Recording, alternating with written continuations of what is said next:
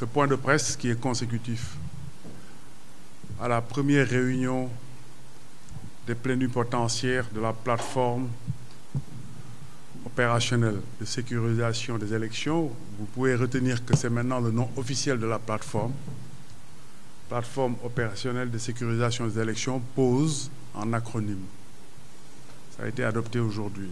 Le premier constat de satisfaction, c'est la présence des plénipotentiaires représentant toutes les parties prenantes. Et c'est un grand point de satisfaction qui montre que le pari de l'engagement et de l'unité a été gagné. Et ce n'est pas rien. C'est très, très important. On a eu des discussions très franches, très ouvertes, très fructueuses, qui ont porté sur les termes de référence de la journée qui ont été validés. Et sur la base des termes de référence de la journée, nous avons adopté la charte des parties prenantes qui est le document de référence de la plateforme, parce que c'est sur la base de cette charte qui contient les engagements des différentes parties prenantes.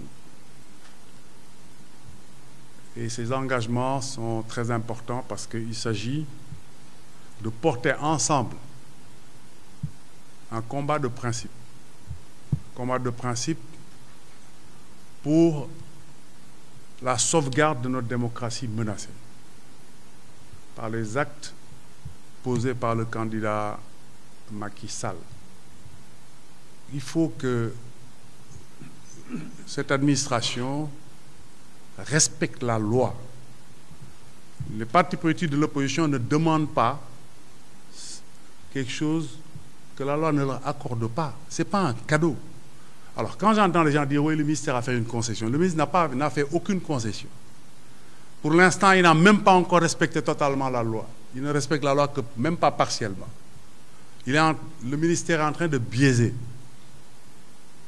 Et ça, c'est quelque chose qui n'est pas acceptable. Donc, ensemble, nous avons décidé de porter ce combat pour la transparence des élections qui commence par cette question du fichier électoral. Le deuxième point qui est très important dans l'engagement des parties prenantes et qui touche aussi au processus électoral, c'est la question évidemment des cartes d'électeurs. Nous avons aussi validé la lettre de mission de la plateforme parce que, comme je l'ai dit, et c'est important de le rappeler, nous sommes une plateforme opérationnelle.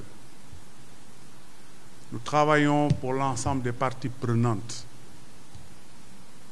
Et c'est dans le cadre de ce travail, nous avons élaboré un projet de lettre de mission qui définit la portée de la mission de la plateforme.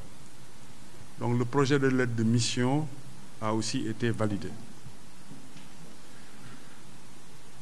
Il y a deux autres documents dont on a discuté mais qui restent à être validés. Il y a eu un certain nombre d'observations qui ont été recueillies.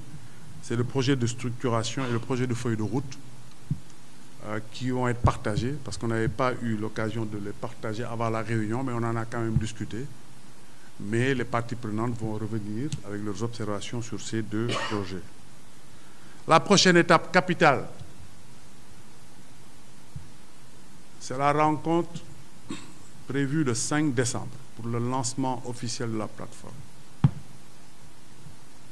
Parce qu'aujourd'hui, c'est une réunion de plénipotentiaires, mais le 5 décembre, il est prévu une rencontre de lancement pour une signature solennelle de la charte des parties prenantes par l'ensemble des leaders des parties prenantes. Donc nous préparons cette rencontre qui est une rencontre très importante et tous les membres, tous les plénipotentiaires présents ont exprimé sans aucune ambiguïté leur volonté de s'impliquer dans un esprit d'équipe. Parce que comme je l'ai dit ce matin,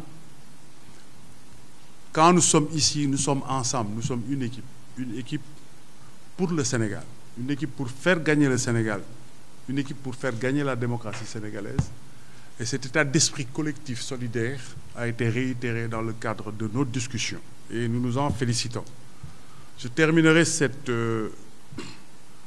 introduction liminaire par un appel que nous lançons à toutes les organisations éprises de démocratie du Sénégal, quelle que soit leur forme, des associations, mouvements citoyens, syndicats, qui partagent les mêmes principes que nous, c'est-à-dire la défense de la démocratie, à nous rejoindre. La plateforme n'est pas une plateforme fermée, c'est une plateforme ouverte.